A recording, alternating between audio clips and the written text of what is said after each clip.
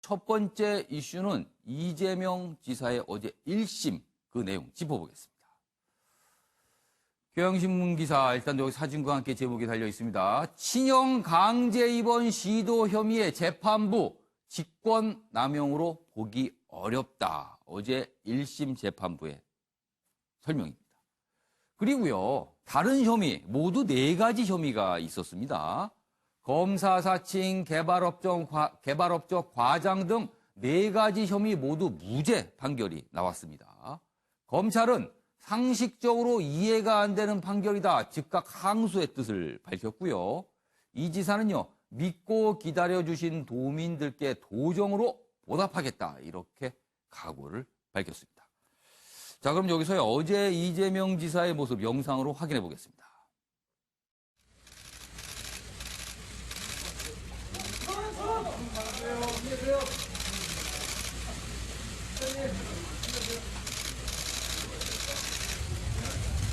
오늘 마지막 선고일을 앞둔 신경 한 말씀 부탁드립니다.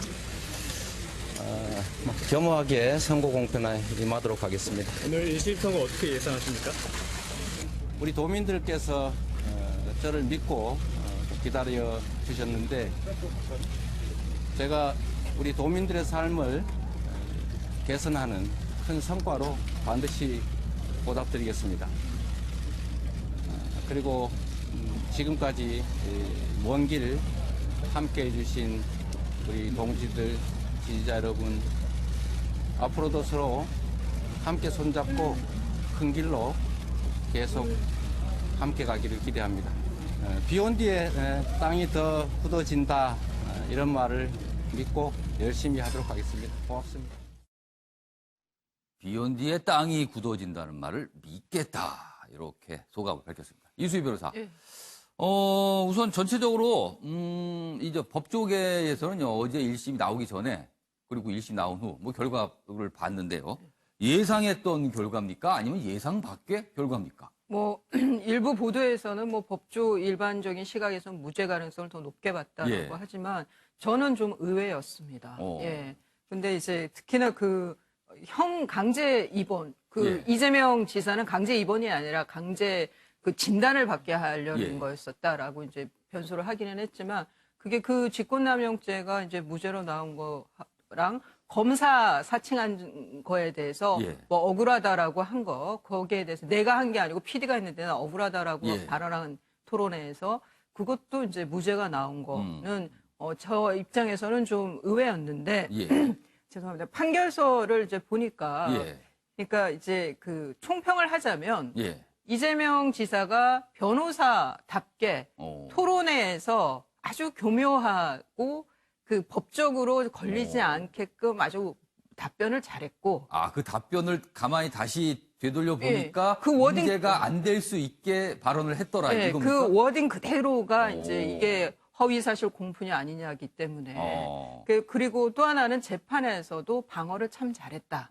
예, 라는 게 이제 제 이제 총평인데요. 예. 그 하나씩 보면은 재판부에서 그랬어요. 이제 친형 강제 입원에 대해서는 예. 사회적으로 도덕적으로 비난은 할 수 있지만은 뭐 당시 형의 상태라든가 그때 보여준 행동으로 봤을 때는 뭐 또 이전에 뭐 예. 조울증 약을 먹었다 이런 걸로 봐서는 이재명 그러니까 이게 형 동생으로서의 그 어떤 예. 그 일을 처리한 것이 아니라 이제 예. 그 성남시장으로서의 업무를 한 건데 그러면 지자체장으로서 예. 뭐 그 정신 상태에 대해서 의심할 수 있고 그러면 뭐 이런 그 시도를 할 수 있었다 예. 뭐 이런 거예요. 예. 그러니까 이제 뭐 도덕적 사회적 비난은 가능하지만 법적으로 처벌받을 건 아니다라는 취지인 거예요. 그다음에 이제 뭐 검사 사칭 이런 것도 예. 그 워딩이 이제 그 내가 아니고 PD가 사칭했는데 옆에 있다가 내가 누명을 썼다 이런 그 말이었거든요. 그 토론회에서 발언이. 예. 그거는 누명을 썼다라는 거는 그냥 예. 자기 의견 표명에 불과하다. 그러면은 사실에 대한 얘기가 없는 거라서 예. 뭐 이런 거예요. 어제 판결서 내용들이 그러니까 보면은. 사실에 대한 얘기를 한 게 아니기 때문에 선거법에 저촉되지 않는다. 이렇게 판단을 한 예, 거네요. 그다음에 뭐 대장동 개발 이익 환수 예. 부분도 과장은 있지만 예. 전체적으로 이익을 본 거는 맞기 사실이 때문에. 아닌 걸 얘기한 것도 아니다. 예, 뭐 그런 취지예요. 그래서 제가 앞서 말씀드린 예. 대로 변호사답게 답변도 교묘하게 했고 또 재판에서는 예. 방어를 잘 했다고 알겠습니다. 봅니다. 그럼 어제는 1심 판결이 나온 겁니다. 그렇다면 2심과 최종심까지 가야 모든 게 다 정리가 되는 거거든요. 예. 그러면은 대법원 판결까지는 올해 안에 끝나게 됩니까? 지금 일정은 어떻게 됩니까? 그런데 지금 이제 항소는 검찰이 예. 네 개 공소 사실 모두 무죄가 나왔기 때문에 예. 이거는 뭐 필수적으로 항소를 할 것 같습니다. 예.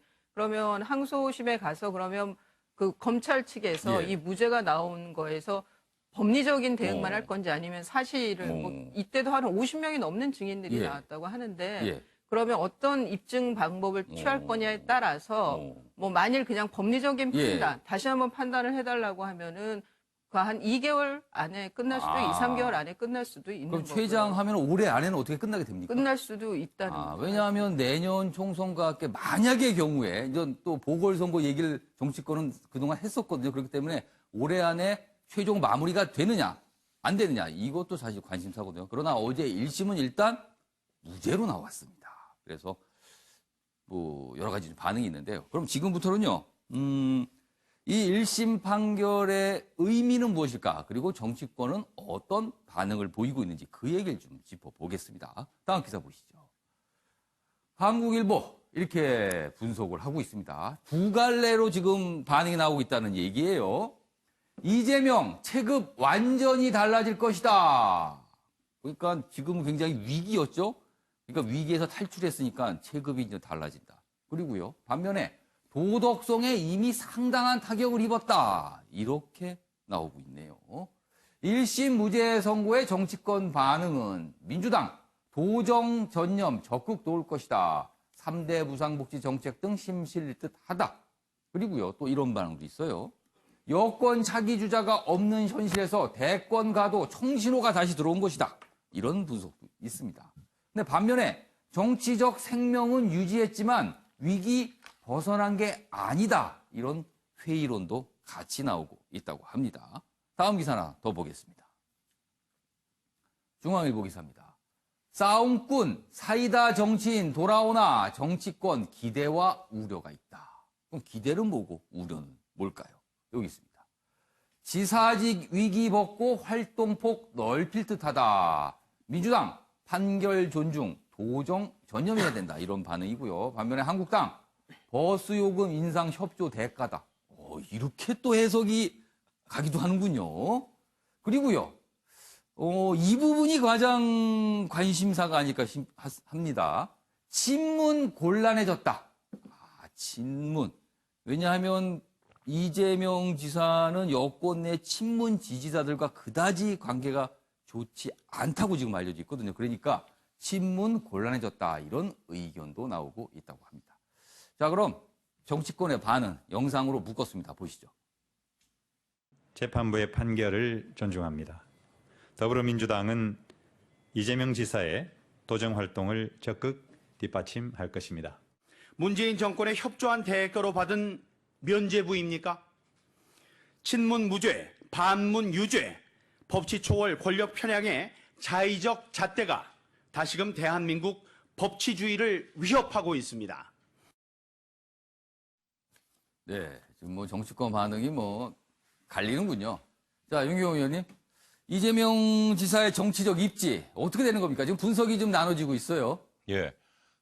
선거법 위반 여부에 예. 유죄가 나오느냐 안 나오느냐 이게 관심이었습니다. 예. 아까 잠깐 언급하셨지만 이수희 변호사가 예. 보궐선거를 하느냐 마느냐이잖아요. 선거법에 만약에 1심에서 유죄가 나오면 6개월 이내에 예. 3심까지 확정하도록 예. 그렇게 돼 있지 않습니까? 예. 그러니까 보궐선거를 안 할 수 없는 상황인데 선거법 위반 여부에 대해서도 모두 무죄가 나왔기 때문에 예. 넘어가는 거고요.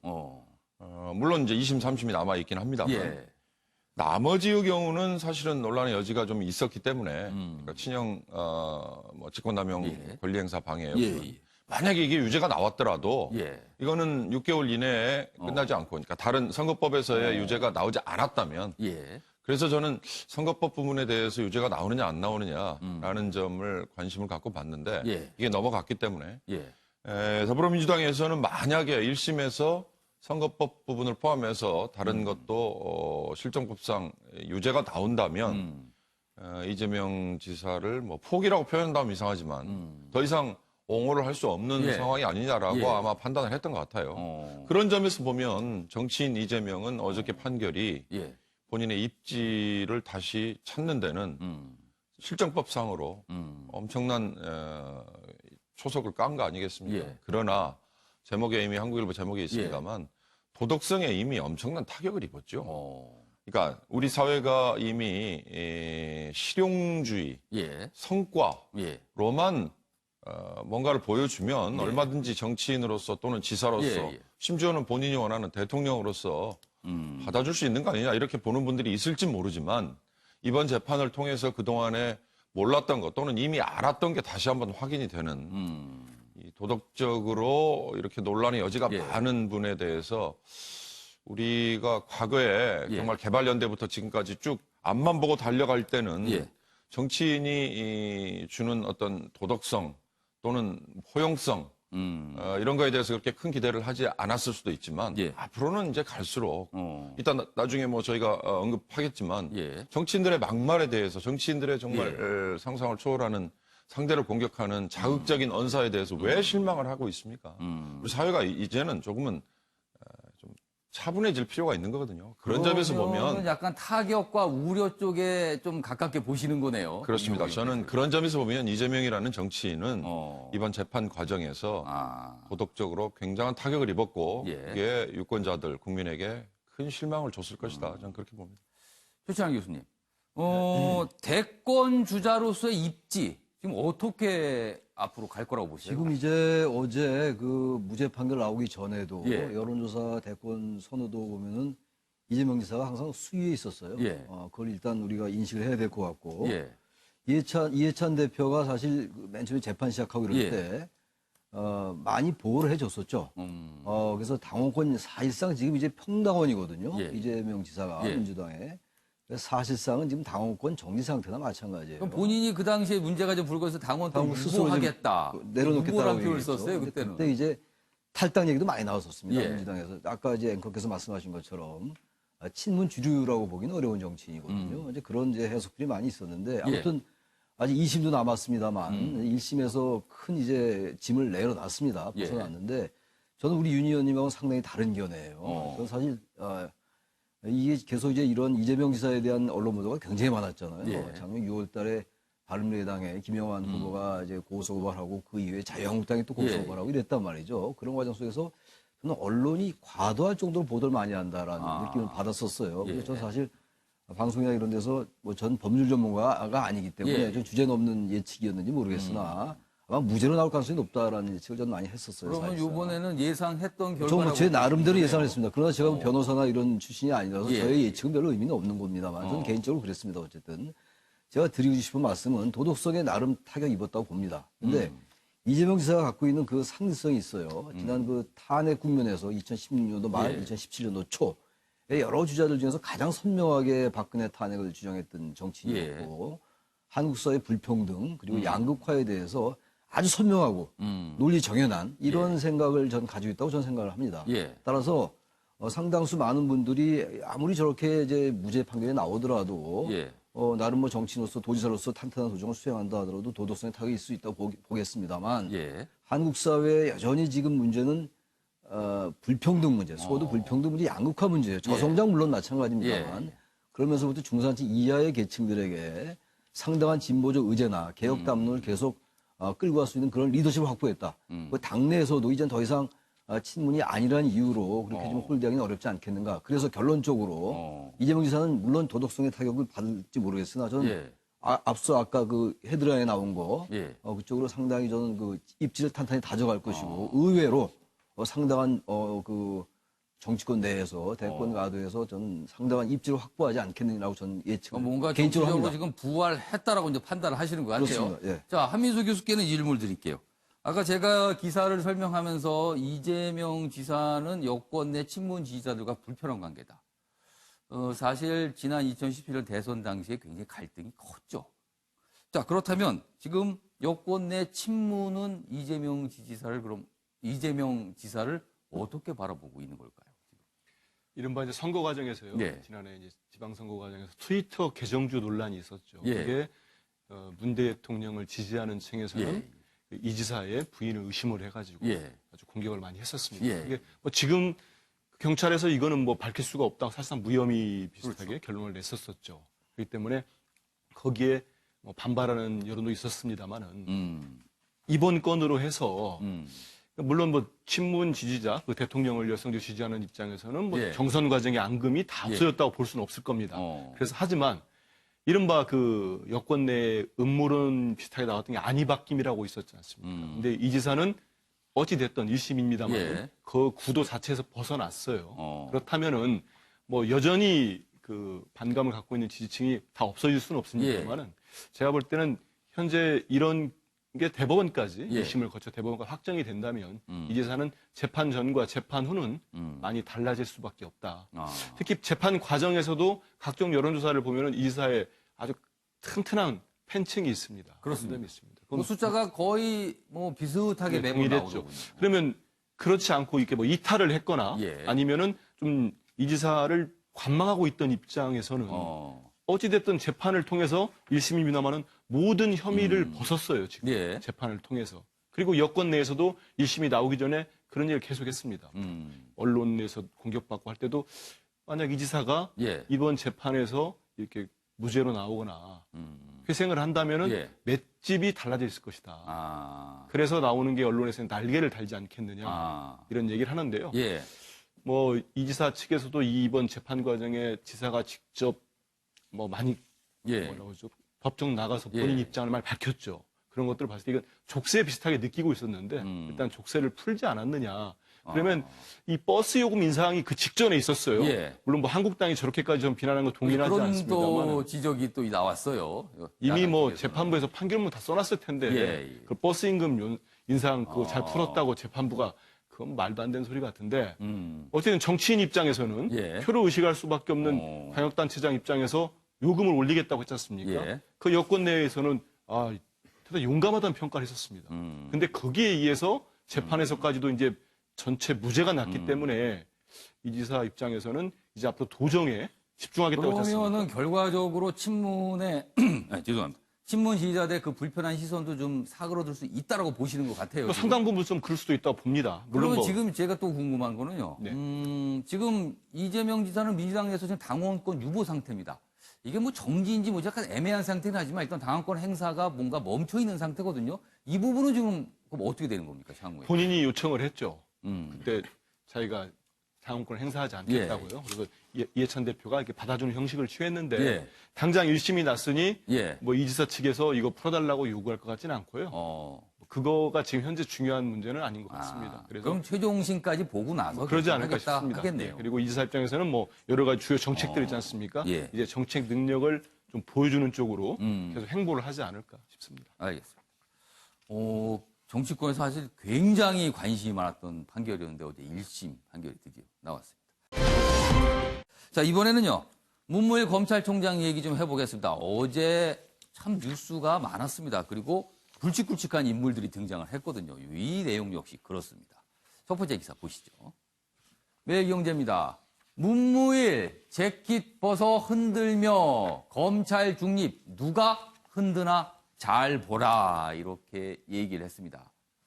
100여 분간 수사권 조정안 작심 비판했다 이렇게 돼 있습니다. 내용 보시죠.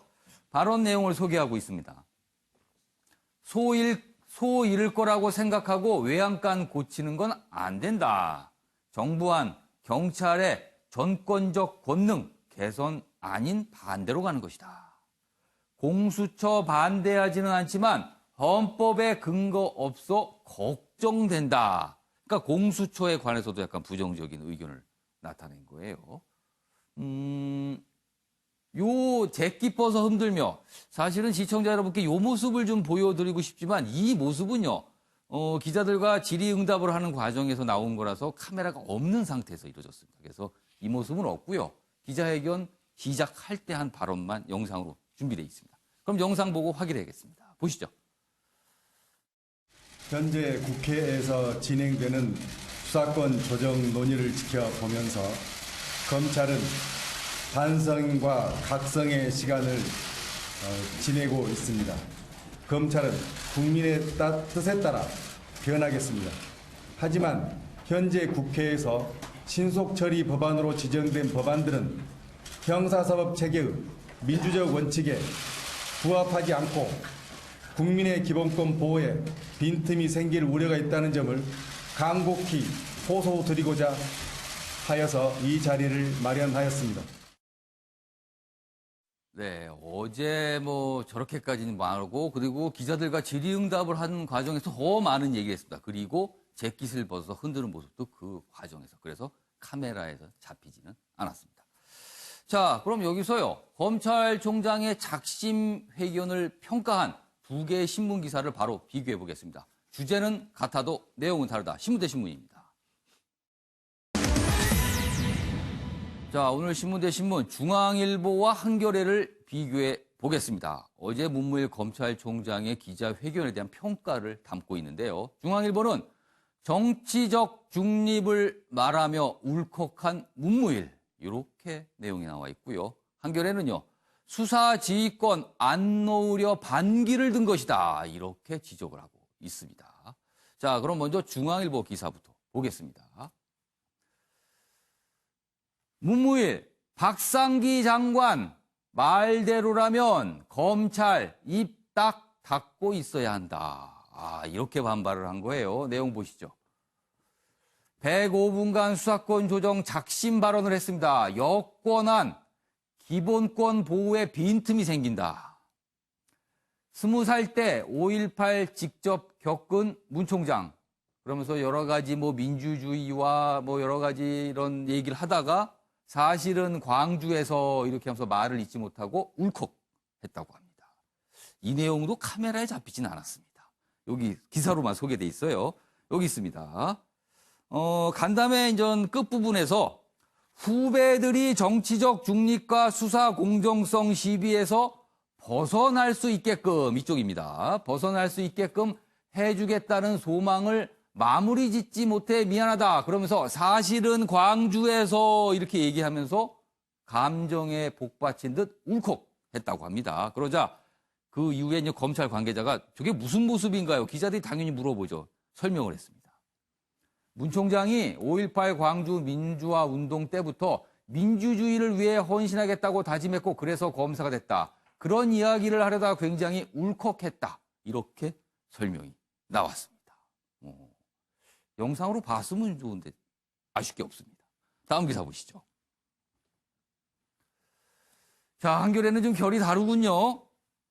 문무일, 수사지휘권 안 넣으려 또 반기다. 여권, 검찰권 더 축소해야 된다. 이런 주장까지 나왔다고 합니다. 여기 보시면 정치적 중립성 이탈 등 반성하지만 경찰의 수사권, 종결권 다 줘서는 안 된다. 이렇게 어제 기자회견 내용 소개하고 있고요. 더불어민주당의 싱크탱크 민주연구원 인용해서 이렇게 보도하고 있습니다. 입법권 침해다. 어제 문무일 총장의 주장은 입법권을 침해한 거다. 이런 비판도 나오고 있다. 이렇게 되어 있습니다. 자, 두 개의 기사를 잇따라 다뤄봤습니다. 평가를 담았어요. 그럼 한 분씩 의견 들어보겠습니다. 먼저 윤경호 의원께서는 두 개의 기사 중에 어느 쪽에 좀 더 무게를 실으시겠습니까? 예, 뭐 한마디로 얘기하기가 참 쉽진 않습니다만 예. 조직의 입장을 얘기하는 어제 문무일 총장은 예. 당연히 해야 될 일을 한 걸 거예요. 본인들은 그렇게 생각할 겁니다. 예. 그러면 뒤집어 말하면 예. 경찰도 저렇게 경찰의 수장이 나와서 예. 우리 조직이 보기에는 이런 문제가 있습니다. 라고 얘기를 해도 되는 겁니까? 라고 물어야죠. 당연히 문무일 총장에게 물어봐야죠. 그죠. 이 내용의 관계자가 이제 경찰인데요. 그렇죠. 상대 쪽은 경찰이니까. 예. 그다음에 공수처는 지금 실체가 없는 조직입니다만 예. 공수처를 추진하고 있는 예. 또 누군가에게 또 물어봐야죠. 그러니까 그런 식으로 각 기관마다 자기들의 입장을 다 표명하는 거. 그게 맞느냐? 국민이 보기에. 그러면 이들은 과연 그럼 정치 집단이냐? 예. 정당들처럼. 그래서 입장이 있을 때는 얼마든지 국민을 향해서 호소하고 수장이 나와서 이렇게 반발을 하고 예. 이게 맞느냐? 예. 이건 뭐 시청자분들이나 국민들이 판단하시면 될 것 같고요. 예. 그런 점에서 저는 적절하지는 않다. 아. 그다음 문무일 총장이 기본권 보호라는 얘기를 했습니다. 예. 그러면 정말로 검찰이 지금까지 기본권 보호를 위해서 수사지휘권을 지금 예. 놓게 되는 거에 대해서 반발을 하고 있느냐라고 예. 물어본다면 지금까지 했던 검찰의 행태로 보건대 과연 떳떳하게 고개를 들 수 있을까? 인권보호 차원에서 저는 마찬가지라고 봅니다. 그러니까 그동안에 기소권이나 수사권을 독점한 전 세계 예. 유례가 없는 정말 무소불위의 조직으로서 검찰이 군림을 해왔는데 이거를 권한을 지금 줄이려고 하는 거에 대한 반발이잖아요. 마찬가지로 기본권 입장에서 보면 예. 국민 입장에서 보면 누구나 뭐 예를 들어서 피조사자가 될 수 있다라는 입장에서 보면 더 권한이 세지는 경찰, 왜냐하면 수사 종결권이라는 거 부여하기 예. 때문에 그다음에 여전히 권한이 센 예. 검찰이 같이 생기는 거다. 그런 점에서 보면 진짜 인권 보호, 기본권 보호 측면에서는 정말 걱정스럽다. 제가 보기엔. 예.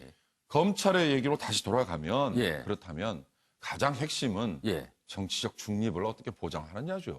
그건 지금 권한을 경찰과 검찰 간에 예. 서로 얼마나 덜 주느냐 뺐느냐 하느냐는 제3의 기관, 예를 들어서 공수처나 또는 미국처럼 FBI 같은 수사를 전담하는 예. 그러나 그 지휘계통은 지금 우리의 행자부가 아니라 법무부에 예. 놓는다든지 뭐 다른 조직에서 예. 놓는다든지 이건 또 대안이 될 수 있을 예. 거예요.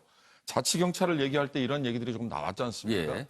이런 거와 별개로 검찰이든 경찰이든 예.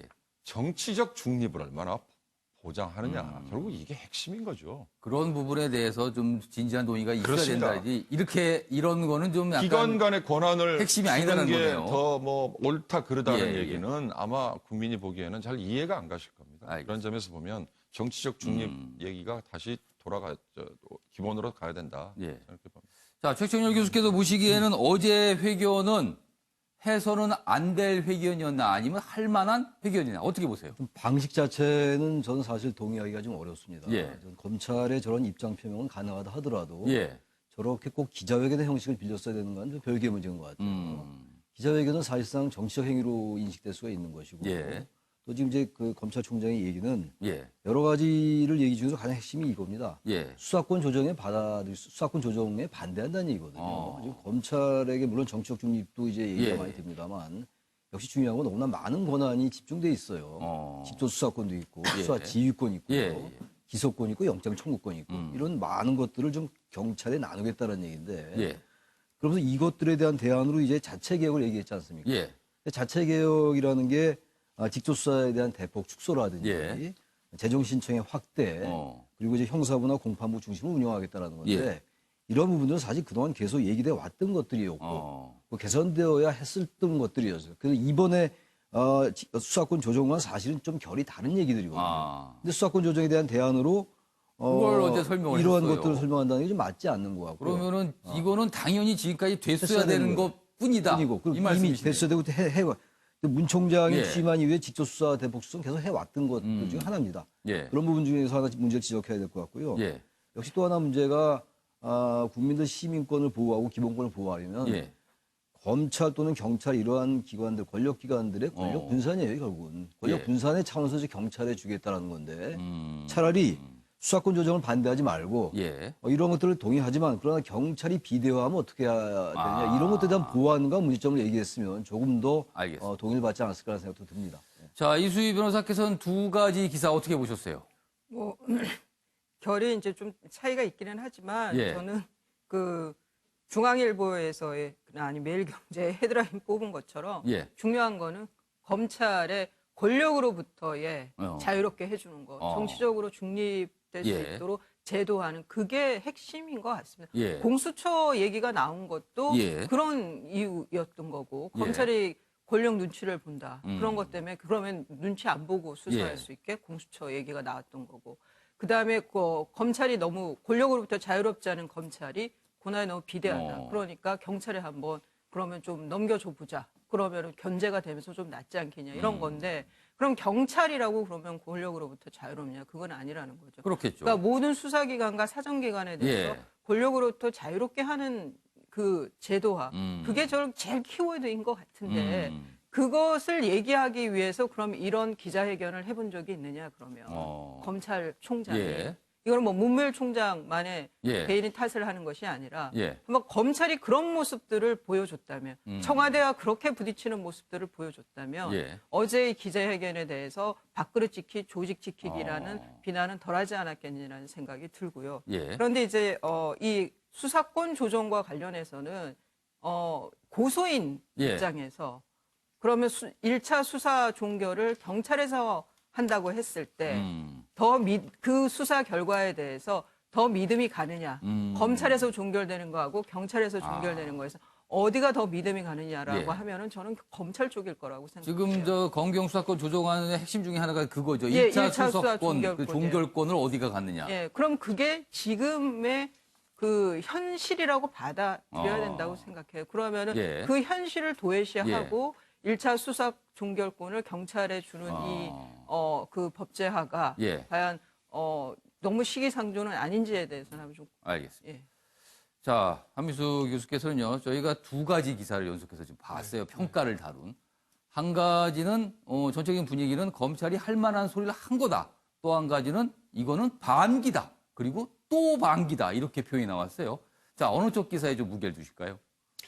전 임기가 문 총장 임기가 2017년 7월에 시작했어요. 예. 이제 두 달이 그렇죠. 얼마 안 남았습니다. 지금. 남았는데 이제 양복 자켓을 벗어서 손을 봐라. 정치 권력을 의미하는 거겠죠. 대단히 부적절하고 저는 한 나라의 최고 수사기관의 예. 수장이란 분의 태도나 인식이 저 정도인가 대단히 실망했습니다. 그래서 결국 이분이 지금 우리 봤습니다만 예. 처음에 오늘 검찰은 반성과 각성의 시간을 갖겠다. 예. 딱 거기까지만 했으면 좋았는데요. 그 이후에 양복 자켓까지 벗으면서 예. 여러 가지 충분히 이렇게 지적받을 만한 내용들을 얘기했습니다. 예. 이거는 결국은 그 한겨레 신문이 지적한 것처럼 자충수가 될 수도 있을 것 같아요. 지금 가지고 있는. 왜냐하면 저는 그 외국 순방 중에 예. 패스트트랙 지정됐을 때 내놨던 예. 검찰총장의 문 총장의 입장이 예. 그 내용은 전 좀 동일했습니다. 왜냐하면 경찰의 수사 종결권과 예. 특히 이제 국가정보원이 지금 국내 정치에 손을 뗀 상황에서 국가정보권을 경찰이 독점한 상황에서 예. 권력이 비대해질 수 있다. 예. 국민의 기본권이 침해될 수 있다. 이거 좀 동일했어요. 예. 개인적으로는. 그러다 보니까 이제 박상기 법무장관, 조국 민정수석도 그 보완을 해보자. 예. 그러면서 적극적으로 응하지 않았습니까? 예. 그리고 여당 내에서도 법사위원들, 뭐 사개특위 의원들도 충분히 할 수 있다 하면서 사개특위 위원장도 문 총장이 만난 걸로 보도까지 나왔습니다. 그런 상황에서 뭐 얘기가 안 됐는지는 모르겠습니다만 예. 이걸 갖고 나왔어요. 근데 이거는 한마디로 보면 그래서 저처럼 동의를 했던 사람들도 어제 문 총장의 행동을 봤을 때는 임기를 이 정권서 2년을 다 채운 사람이 예. 이제 와서 양복 자켓을 벗어서 흔들면서 이 흔들리는 옷을 보지 말고 흔드는 손을 보라는 거예요. 예. 이걸 누가 선뜻 동의할 수 있을지 많은 이들은 좀 반감을 느꼈을 것 같고요. 예. 그리고 수사 시작과 종결권을 검찰은 지금까지 갖고 있었습니다. 그러면은 검찰은 가져도 되고 예. 경찰은 가지면 안 되냐 이런 반론이 제기가 될 수 충분히 있고요. 예. 민주적 자꾸 유배 원칙을 얘기하는데 이건 국회법 절차에 따라서 진행되고 있기 때문에 이건 명확히 법적으로 따져가면 이렇게 주장하기가 좀 어색한 부분이 조금 있습니다. 그래서 입법권이다 뭐 이런 지적이 나온 것 같아요. 그리고 최 교수님 얘기했듯이 예. 직접 수사 뭐 기능을 대폭 축소하겠다 뭐 범위를 진작에 했으면 되죠. 예. 이제 와서 얘기하면 이걸 누가 이렇게 고지고대로 선의를 믿겠습니까? 알겠습니다. 마지막으로 마약이나 뭐 조사범죄는 예. 제3, 제4 범죄 유형별로 수사기관을 또 만든다는 건데요. 이게 과연 가능한 건가? 예. 그래서 물론 정치적 중립을 얘기하는 예, 건 예. 제가 동의합니다. 예. 그러기 위해서 지금 공수처 법안이 올라가 있지 않습니까?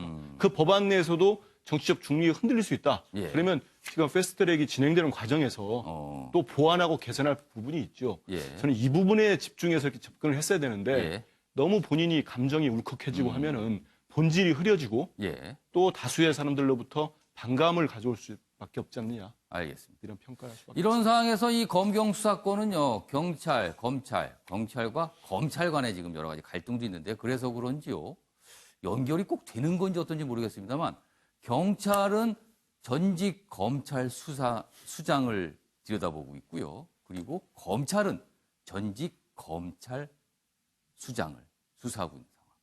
서로에게 뭔가 칼을 겨눈 듯한 분위기가 지금 있습니다.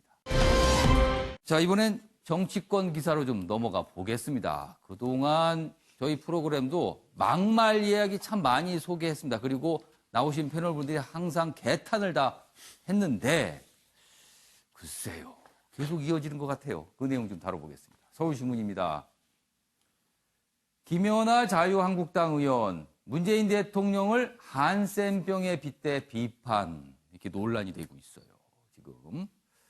국민 고통 못 느끼면 지칭에 쓸 수 있다. 뭐 이렇게 하면서 이 표현이 좀 나왔어요.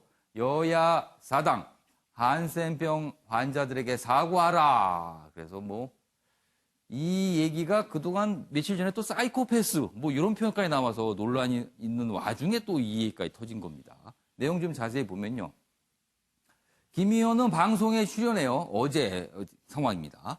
상처가 났는데도 고통을 느끼지 못한 채 방치해 상처가 더 커지는 병이 한센병이다. 만약 문 대통령께서 본인과 생각이 다른 국민들의 고통을 못 느낀다면 이를 지칭해 의학 용어를 쓸 수 있다. 이렇게 생각한다. 이렇게 얘기를 한 거예요. 그 이후에 그래서 뭐가 그냥 논란이 됐죠. 여기 보시면 이정미 정의당 대표가 황교안 한국당 대표를 지칭하면서 사이코패스 뭐 이런 표현을 썼죠. 이 얘기를 하는 와중에 이 한센병 얘기가 나왔습니다. 자, 그럼 어떻게 얘기를 했는지 저희가 직접 들어보겠습니다. 보시죠. 대통령을 지지하지 않는 아니면 대통령과 생각이 다른 사람들을 타인이라고 생각하신다면 저는 대통령도 똑같이 타인의 고통에 공감하시지 못한다고 생각이 되고요. 오늘 의학적 용어가 나왔으니까 저도 한마디 더 하겠습니다. 자신의 상처에 대해서 고통을 못 느끼는 병도 있습니다. 한센병이죠. 예. 한센병은 다른 게 문제가 아니라 상처가 났는데 그 고통을 느끼지 못해서 그걸 방치해가지고 그것이 더 커지는 건데요. 만약에 대통령께서 본인과 생각이 다른 국민을 같은 국민이라고 생각하시는데 그 국민의 고통을 못 느낀다고 하면 저는 그런 의학적 용어도 쓸 수 있다고 생각이 됩니다.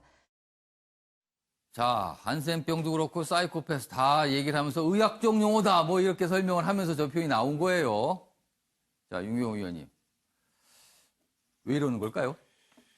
뭔가 자극을 해야 공천에 더 유리할까. 그러니까 선거를 앞두고 있다는 것 때문에. 선거는 근데 1년이나 남지 않았습니까? 그럼에도 불구하고 각자 지역구를 챙겨야 되거나 비례대표 공천 대상에 들어가야 되거나 뭐 이런 거 아니겠어요? 그러니까 당내에 뭔가 권한을 쥐고 있는 또는 유권자들을 향해서 왜냐하면 요즘에는 대개 여론조사를 절반 정도 하는 거니까요. 그렇죠. 적극적인 지지층 유권자들을 향해서 이렇게 자극적인 언사를 하는 게 제가 있다는 존재를 보여주고 그다음에 권한을 쥐고 있는 당 지도부나 또는 여론조사에 응하는 유권자나 열성당원 뭐 포함해서죠.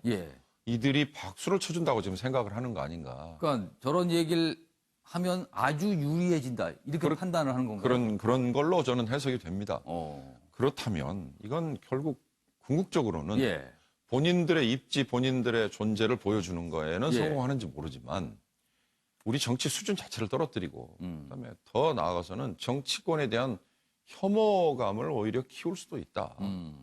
그러니까 서로 좀 지켜야 될 선은 좀 지키고 하는 정치와 싸움을 할 때도요. 서로 고성으로 고래고래 소리만 지르는 싸움과 조목조목 상대의 약점을 논리적으로 엄박하는 싸움과 어느 게 더 상대가 아플지 또는 어느 게 더 옆에서 보기에 더 설득력이 있는지 금세 알 수 있지 않습니까? 비슷하게 저는 지금 여러 벌어지고 있는 이런 막말, 망언 이런 행진들에 대해서 각 당마다 오히려 더 잘했다고 속으로는 박수를 치는 게 이런 행진을 계속 부추기게 하는 게 아닌가. 그런 점에서 모두가 다 정신을 좀 차리라. 그러지 않으면 정치 자체가 수준이 떨어지고 정치 자체를 보는 국민의 혐오감이 커질 거다. 저는 그걸 걱정합니다. 어떻게 보면 저런 극한 발언 그리고 막말성 발언들이 나올 때마다요. 지지자들과 지지하지 않는 사람들이 아주 선명하게 갈라지는 것 같아요. 그럼 사실 저 말을 다룬 기사를 놓고요. 인터넷 공간에서 댓글을 보면요. 완전히 다르게 가고 있습니다. 중간은 거의 찾아볼 수가 없을 지경입니다. 지금요. 자, 최찬원 교수께서는 어떻게 보셨습니까? 지금 말씀처럼 전형적인 갈라치기 정치라고 봐요.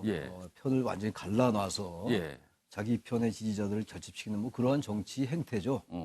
익숙한 우리 정치에서 아주 낯설지 않은 그러한 정치적 모습인데 우선 이분들은요.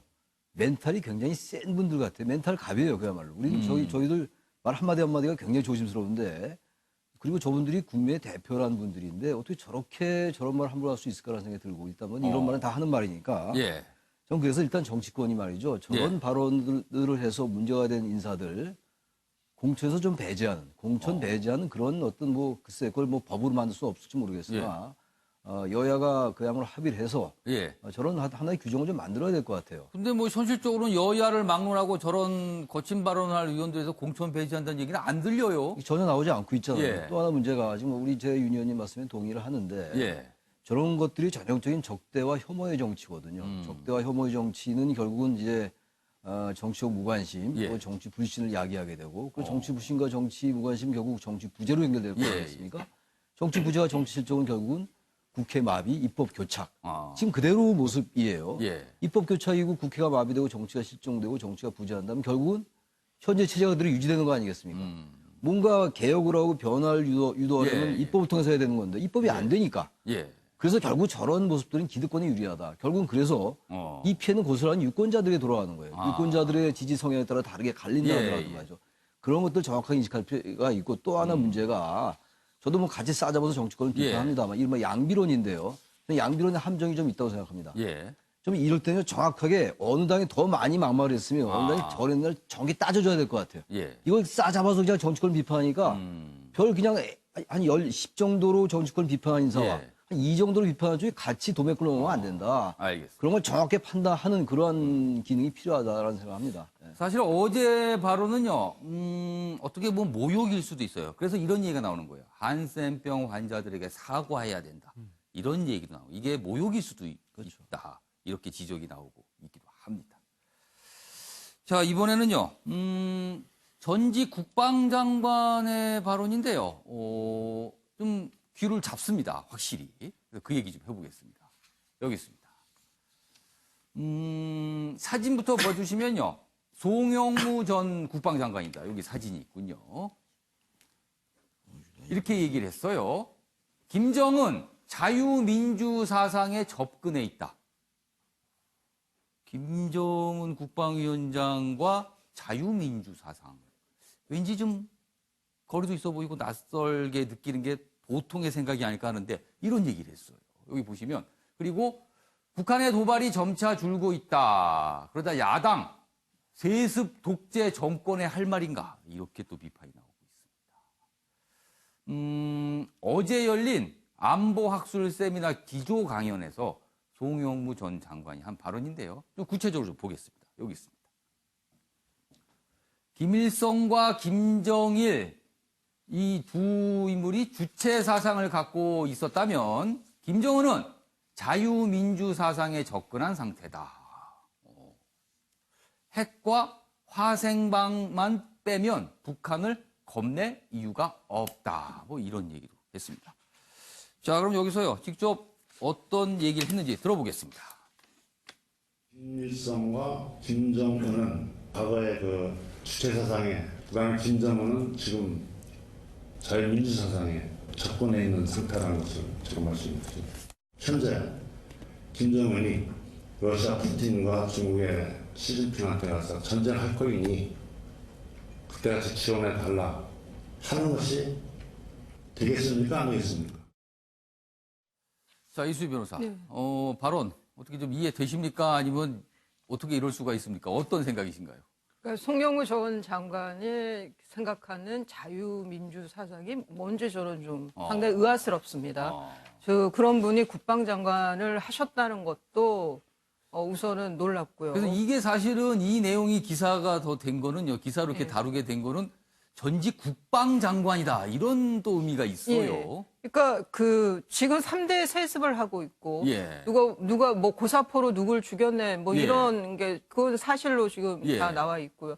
그런 국가 재판도 거의 형식화돼 있고 이런 국가를 두고 그 국가의 3대 세습 지도자가 자유민주 사상에 가까워지고 있다. 좀 근거도 없어요. 그거는 이제 이전보다 도발이 줄었다라는 거를 근거로 삼는 것 같은데 대신 핵을 갖고 있잖아요. 과거처럼 땅굴 파서 들어오고 잠수함으로 들어올 예. 이유가 없는 거예요. 핵을 갖고 지금 미국하고 협상을 하면서 그야말로 맞짱을 뜨고 있는 건데 속칭. 그런 상황에서 저는 송영무 전 국방장관이 저런 이게 보니까 국방연구원의 기조관련에서 이제 그 발언인데 의도가 뭔지를 모르겠어요. 저게 진짜 뭐 본인이 자발적으로 어떤 그 의지를 갖고 이 대화 국면에 뭐 북한이 많이 변했고 김정은은 남침 의도가 전혀 없고 뭐 1950년에 김일성 주석이 그 스탈린을 찾아와서 내가 남침을 하겠다. 뭐 그렇게 하면서 유교를 벌인 그런 상황이 지금은 벌어지지 않을 거니까 남침 위협이 없다. 이런 생각을 지금 전파하려고 저런 걸 하고 있는 건지 여러 가지로 저런 분이 전직 국방장관이 저런 말씀을 하고 다니시는 게 여러모로 우려스럽네요. 한민수 교수께서는 어떻게 보셨어요? 지금 북미 협상이 뭐 가속화됐거나 아니면 남북 관계가 지금 답보 상태 아닙니까? 그렇습니다. 가속화도 안 되고 이런 상황에서 좀 맞지 않는 것 같고요.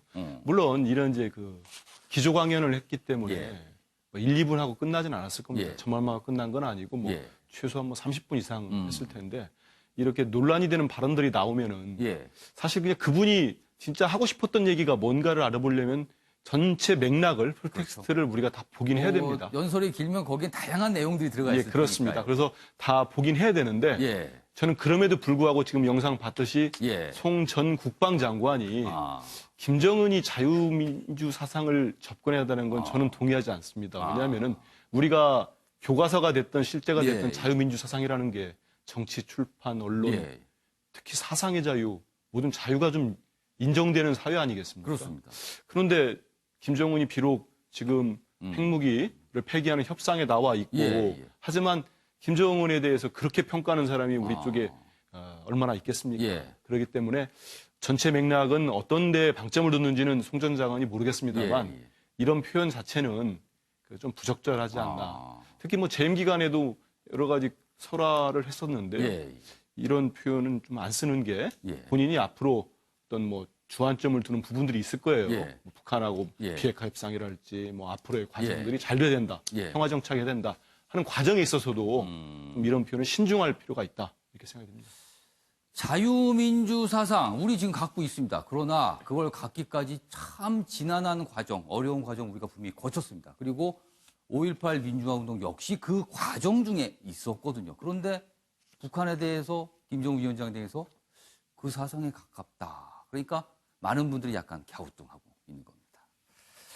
자, 이런 상황에서요. 지금 정치권 소식 두 가지 내용 좀 봤는데요. 어떻게 보면은 굉장히 좀 거칠고 갈등의 어떤 이 선이 보이고 있는데 그래서 그런 걸까요? 정치권에 뛰어드는 걸 포기했다. 그러면서 본인의 생각을 설명하신 분이 있습니다. 그 얘기 좀 보겠습니다. 한국일보입니다. 정치했다간 쌓아온 거 다 망할까 겁났다. 그래서 뛰어들지 못했다. 이런 설명입니다. 반기문 전 유엔 사무총장 얘기입니다. 이런 얘기했어요. 정계 복귀 가능성을 물어보자. 이렇게 얘기합니다. 다 망할까 겁났다. 누구나 가장 좋은 때가 있는데 나는 이미 그 시기가 지났다. 이렇게 얘기를 합니다. 그리고 여기도 보면 자세히 돼 있어요, 내용이. 피상적으로 정치를 밖에서 보고 듣다가 직접 해보니 완전히 다르다는 것을 느꼈다. 잘못하면 그나마 이제까지 쌓아온 진실성, 영어 표현을 썼습니다. 인테그리티, 진실성 그리고 성과는 다 망할 수도 있겠다더라. 이렇게 얘기를 한 거예요. 자, 그럼 반기문 전 총장의 발언 영상으로 확인해 보겠습니다. 보시죠. 여기가 제가 그냥 피상적으로 바깥에서 이렇게 보고 듣던 정치하고 직접 해보려고 이렇게 좀 해보니까 완전히 다르구나 이런 걸 느꼈고 잘못하면은 그나마 이제까지 제가 쌓아왔던 여러 가지 어떤 제 자신의 개인의 어떤 인테그리티나 이런 건 다 망하고 아주 결연한 마음으로 제가 어떤 보좌관들하고 사이 없이 제가 결단을 내리고 그 다음에는 제가 정치 문제야말로 지읒자도 관심을 갖고 있지 않습니다. 그렇게 지읒자도 관심이 없다. 그리고 잘못 뛰어들면 큰일 날 것이다. 이렇게 얘기를 한 거예요. 최창일 교수님. 저런 마음은 굉장히 소중한 것 같아요. 예. 그리고 이제 정치라는 게 우리가 흔히 갈등의 조정, 예. 또 뭐 가치의 권위적인 배분 이런 얘기 합니다만 예. 정치 현실은 그렇지 않거든요. 예. 정치 현실은 남을 눌러야 되고 공천을 받아야 되고 이런 과정 속에서 예. 상당히 많은 상처를 입을 수밖에 없어요. 그래서 반기문 총장이 저런 얘기 한다는 거는 우리 사회가 너무 권력이나 이런 특히 부 이런 것들에 대해 탐닉하는 사회인데 어쨌든 자신의 여러 가지 그 상황에서 자신의 그 판단 주제를 알고 자신의 그 영역을 알고 저런 판단 내리는 건 굉장히 소중한 생각이라고 하고요. 예. 반기문 총장이 지금 뭐 기후에 관련돼서도 이제 여러 가지 일을 하고 있지 않습니까? 예. 그런 할 일이 얼마든지 많거든요. 정치만이 꼭 국가에 기여하는 것도 아니고요. 예. 정치만이 자신의 명예나 이런 것들을 올리는 것도 아니에요. 우리 한국 사회 지나치게 정치 권력에 모든 걸 건 듯한 이런 부분들에 대해서 예. 따끔한 경고 내진 충고로 받아들여져서 아주 전 좋은 말씀이라고 생각합니다. 뭐 어떤 분야에서 최고의 경지에 이른 분들 상당수가 결국에는 정치권으로 가는 모습을 많이 봤는데 되게 끝이 썩 좋지 않은 경우도 많고 이제 예. 그런 부분을 좀 정확히 아는 것 같아요. 반기문 전 총장께서는 살짝 고민을 하다가 안 간 거죠. 그래서 그래서 지금 저런 얘기를 어제 했습니다. 자, 이번에는 김학의 전 차관 얘기를 좀 해보겠습니다. 기사 두 가지가 준비되어 있습니다.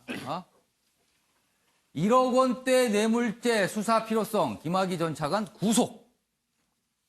별장 동영상 파문 6년 만에 구속이 됐습니다. 법원, 주요 범죄 혐의 소명되고 증거인멸, 도망 우려가 있다. 이런 이유를 들었습니다. 뭐 전담 수사단 큰 산을 넘은 거 아니냐, 뭐 이렇게 얘기를 하고 있습니다. 다음 기사 보시죠. 출국 시도가 독이 됐나? 법원, 김학의 도망 염려 있다. 그러면서 영장을 발부했습니다.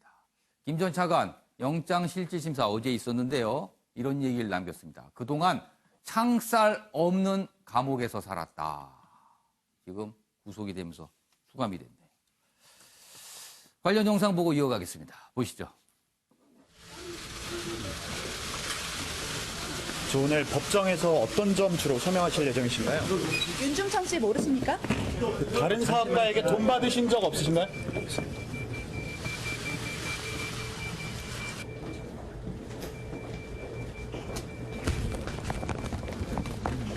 심경 말씀 부탁드릴게요. 한마디만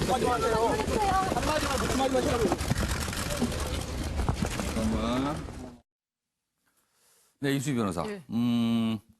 구속 사유는 사실 그동안 계속 알렸던 성폭력이 아니고요. 뇌물 관련 내용으로 구속이 된 거예요. 이제 성폭은 그 예. 특수강간이 아니면 공소시효가 문제가 되고요. 근데 그 지금 그 영상에 나온 그 여성이 또 그 고소했던 2013년에 나다라고 나타났던 그 사람하고 동일인이 또 아니라는 지금 얘기도 그렇죠. 나오고 해서 그 성폭 관련해서는 좀 그 혐의 입증이 쉽지 않은 것 같아요. 그래서 그쪽은 지금 뭐 구속 이후에 더 추궁할지는 모르겠지만 여하튼 공소시효 때문에 특수강간이 안 되면 기소하기가 어려운 상황을 보이고 그래서 이제 지금 나온 게 뇌물죄인데 이 뇌물죄도 액수에 따라서 공소시효가 달라요. 그런데 지금 이제 윤준청 씨하고 김학의 전 차관하고 이게 얽혀 있는 게 거의가 10년 전이에요. 2007년, 뭐 2008년 뭐 이렇기 때문에 이게 이제 10년이 지났잖아요. 그러면 15년 공소시효인 거는 1억 원 이상이어야 되는 거예요. 액수가. 그래서 뭐 여기저기 이제 맞춰본 것 같아요. 해서 구속영장은 발부가 됐어요. 그 법원에서는 뭐 혐의 소명이 됐다라고 했는데 저는 이 사건은 재판까지 가봐야지 된다. 왜냐하면 제3자 뇌물죄로 의율한 게 있어요.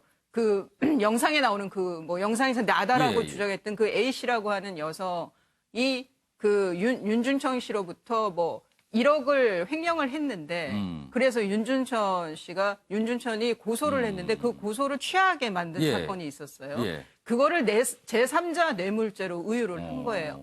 그럼 뭐 이게 제3자 뇌물죄로 볼 수 있는지 그러니까 뭐 부정한 청탁이 있었는지 뭐 이런 법리적인 판단이 저는 재판을 끝까지 가봐야 알 수 있겠다. 이건 정말 대법원에 가서 법리적 판단까지 받아봐야 할 사건으로 보입니다. 오늘 신문들 중에서 많은 신문들이 다루고 있는 내용 중에 하나가 구속된 이유가 무엇일까를 분석을 하면서요. 처음에 김학의 전 차관이 검찰 조사에서는 윤준청 씨를 모른다 이런 듯하게 얘기했다가 어제는 뭐 알기는 안다 이렇게 얘기했다는 이유. 그리고 그 전에 한밤 출국 시도를 했다. 그래서 저지가 됐죠. 그런 부분들이 구속에 영향을 미친 게 아니냐 이런 얘기도 좀 있어요. 그러니까 이제 검찰에서는 예. 이게 수뢰죄가 그러니까 단순 수뢰의 경우에는 예. 대가 관계가 입증이 돼야 되고 예. 제3자 뇌물죄의 경우에 부정한 청탁이 입증이 돼야 돼요.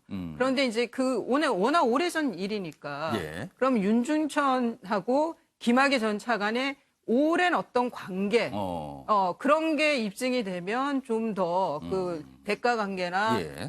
저 부정한 청탁에 대한 입증이 쉽다고 본 것 같아요, 예. 검찰은. 그래서 거기에 주안을 둔 것 같고. 그래서 예. 김학의 전 차관은, 윤준천 씨와의 관계를 어떻게든 좀 그 낮은 단계의 지인 정도로 했던 게 별 아닌가. 사이가 아니다. 예. 그리고 이제 그 영장이 청구되기 전까지는 예. 좀 김학의 전 차관 입장에서는 어떻게든 나는 뭐 영장이 청구되지 않겠느냐. 나는 기소가 될 거다라고 아마 생각했을 겁니다.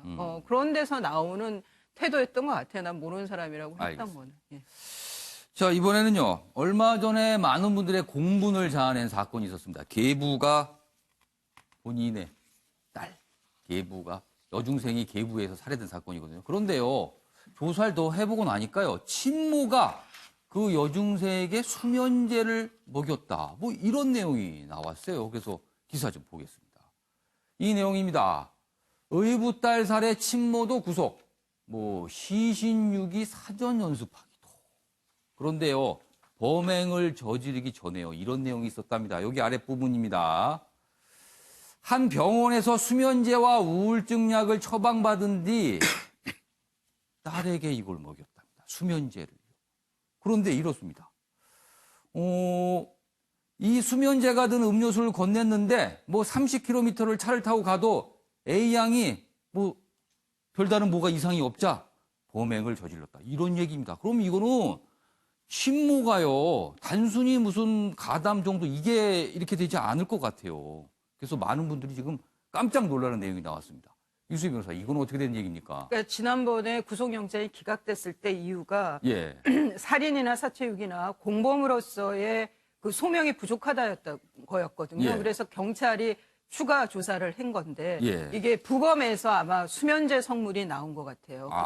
그러면서 이제 더 추궁을 했던 것 같고 예. 조사를 해서 이 친모가 자기가 가가지고 수면제하고 우울증 약을 처방받아 온 거예요. 그럼 분명히 목적을 갖고 받아온 거 아니에요? 그렇죠.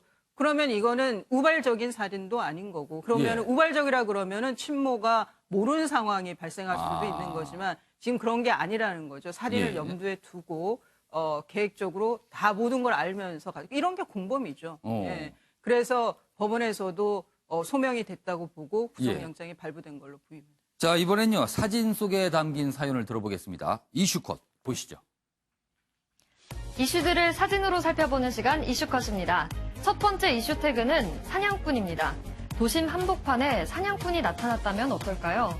이 사냥꾼의 무기는 휴대폰 31개고요. 사냥 목표는 게임 속 몬스터입니다. 대만에 사는 센산 위안 씨는 자전거에 거치대를 설치해서 도심 이곳저곳을 누비며 몬스터를 잡는데요.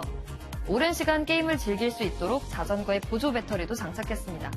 이렇게 부채꼴 모양으로 펼쳐진 휴대폰들은 지나다니는 사람들의 이목을 끌고 있다네요. 두 번째 이슈 태그는 빙속 여제입니다.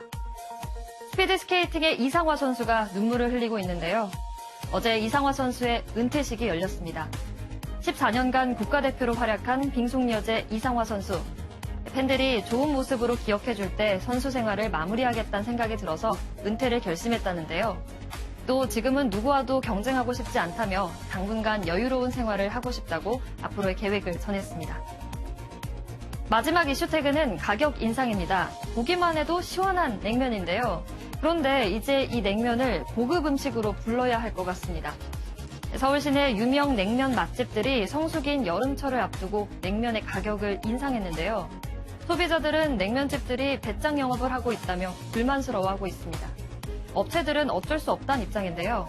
식자재와 인건비, 임차료가 너무 올라서 불가피하게 가격을 올릴 수밖에 없었다고 합니다. 지금까지 박진아의 이슈컷이었습니다. 네, 날씨가 더워지면서 냉면이 생각나시는 분 많을 텐데요. 가격을 보니까 상당히 부담스럽다. 이렇게 말씀하시는 분 많은 것 같네요. 아침의 매일경제 오늘은 여기까지입니다. 시청해주신 여러분 고맙습니다.